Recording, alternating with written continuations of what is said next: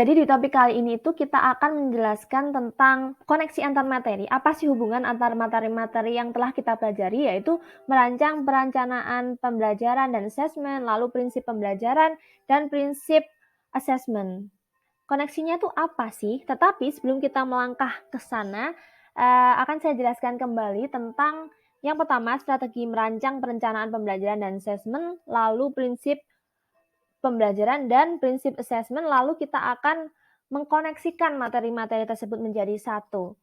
Oke, jadi kita mulai dari yang pertama, strategi merancang perencanaan pembelajaran dan assessment. Perlu kita ingat, ada 7 tahapan. Yang pertama yaitu menganalisis CP untuk menyusun TP atau tujuan pembelajaran dan ATP atau alur tujuan pembelajaran. CP adalah kompetensi pembelajaran yang harus dicapai peserta didik pada setiap tahap perkembangan untuk setiap mata pelajaran pada satuan pendidikan.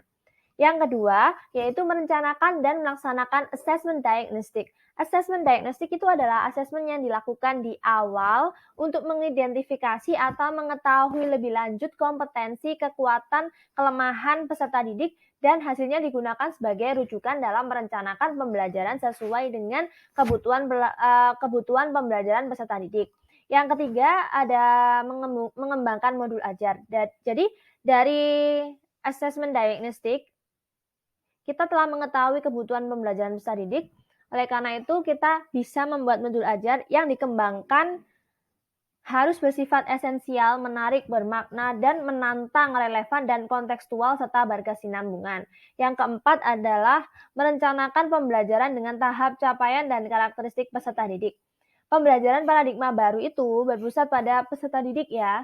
Jadi guru hanya berfungsi sebagai fasilitator sehingga pembelajaran disesuaikan dengan tahapan peserta didik dan karakteristik peserta didik. Yang kelima, perencanaan, pelaksanaan, dan pengolahan asesmen formatif dan sumatif. Dalam merencanakan dan melaksanakan asesmen harus memperhatikan prinsip-prinsip asesmen. Yang keenam adalah pelaporan kemajuan hasil belajar. Bentuk pelaporan hasil belajar itu yang efektif adalah pelaporan yang melibatkan orang tua peserta didik, dan pendidik sebagai partner untuk merefleksikan nilai-nilai yang dianut oleh sekolah, menyeluruh, jujur, adil, dan dapat dipertanggungjawabkan, jelas dan mudah dipahami oleh semua pihak. Jadi kita semua dapat mengetahui kemajuan belajar kita. Yang terakhir ada evaluasi pembelajaran dan asesmen. Pembelajaran dan asesmen yang sudah dilaksanakan selanjutnya dievaluasi. Sudah sesuai atau belum, seperti itu. Jadi pendidik melakukan refleksi pembelajaran dan asesmen pada masing-masing modul ajar. Setelah itu pendidik mengidentifikasi apa saja yang sudah berhasil dan apa saja yang perlu diperbaiki. Dengan mengidentifikasi hal tersebut, maka modul ajar dapat disempurnakan kembali. Oke. Selanjutnya yaitu prinsip pembelajaran. Prinsip pembelajaran itu ada 5. Yang pertama, pembelajaran yang ada itu dirancang dengan mempertimbangkan tahap perkembangan dan tingkat pencapaian peserta didik saat ini. Lalu pembelajaran dirancang dan dilaksanakan untuk membangun kapasitas untuk menjadi pembelajar sepanjang hayat. Yang ketiga, proses pembelajaran mendukung perkembangan kompetensi dan karakter peserta didik secara holistik atau menyeluruh. Yang keempat, pembelajaran itu relevan atau berkaitan.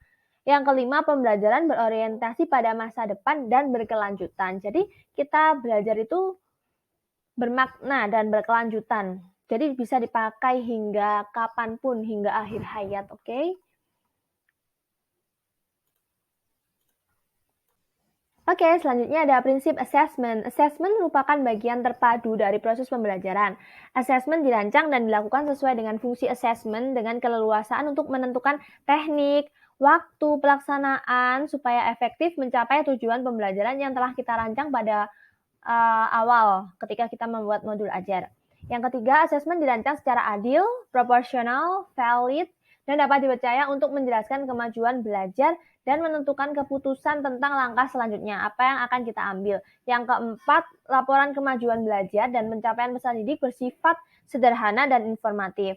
Yang kelima, hasil digunakan oleh peserta didik, pendidik, tenaga kependidikan, dan orang tua sebagai bahan refleksi untuk meningkatkan mutu pembelajaran. Jadi kita belajar itu pasti ada tingkatannya untuk menjadi yang lebih baik. Oleh karena itu perlu dilakukan assessment untuk mengetahui apakah tujuan pembelajaran kita itu sudah tercapai atau belum.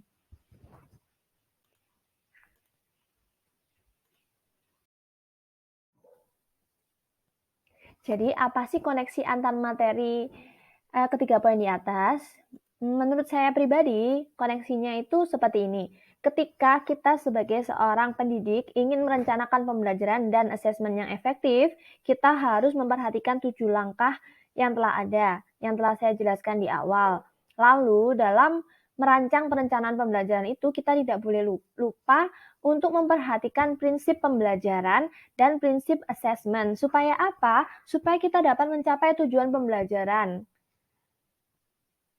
yang sesuai. Sehingga ketika tujuan pembelajaran kita itu tercapai, pembelajaran dikatakan bisa berhasil di dalam suatu kelas.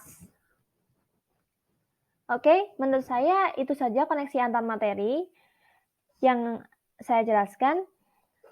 I think that's all, guys. Thank you for watching. Once again, thanks for watching. Don't forget to like, comment, and subscribe.